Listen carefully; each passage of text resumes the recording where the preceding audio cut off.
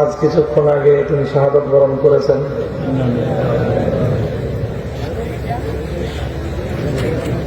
একজন যুবক, জেনারেল শিক্ষায় শিক্ষিত,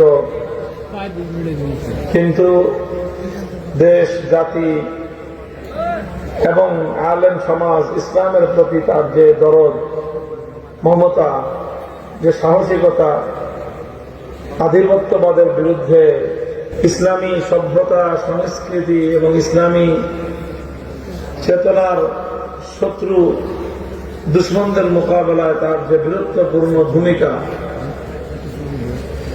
এটা আমরা মনে করি, আমরা আশা করি প্রজন্মকে আরো বেশি আন্দোলিত করবে এবং বাংলাদেশ থেকে ইসলামের দুশ্মনদেরকে ঝেঁটিয়ে বিদায় করার ক্ষেত্রে আরো বেশি বলিষ্ঠ ভূমিকা রাখবে ইনশাআল্লাহ। এই আক্রমণের মধ্য দিয়ে এদেশের যে সাহসী তরুণ প্রজন্ম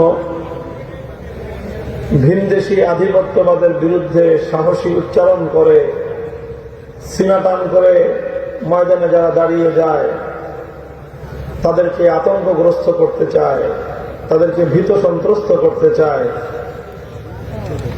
কিন্তু বাংলাদেশের এই যে নতুন একটা সম্ভাবনা যে জেগে উঠেছে, আমরা এটা নিয়ে আশাবাদী যে ইনশাআল্লাহ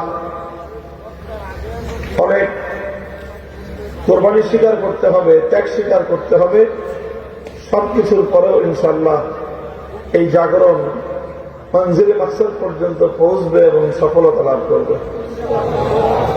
আমরা আমাদের এই প্রজন্মের বীর যোদ্ধা, আমাদের ভাই শরীফ ওসমান হাদির জন্য দোয়া করি, আল্লাহ পাক রব্বুল আলামিন তার শাহাদাতকে কবুল করেন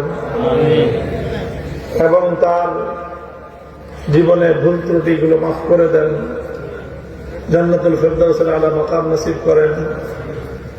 তার ছোট্ট একটা মাসুম বাচ্চা সহ তার আত্মীয় স্বজন, আপনজন যারা আছেন, আল্লাহ পাক তাদেরকে উত্তম ভাবে সবর এবং ধৈর্য ধারণ করার তৌফিক দান করেন।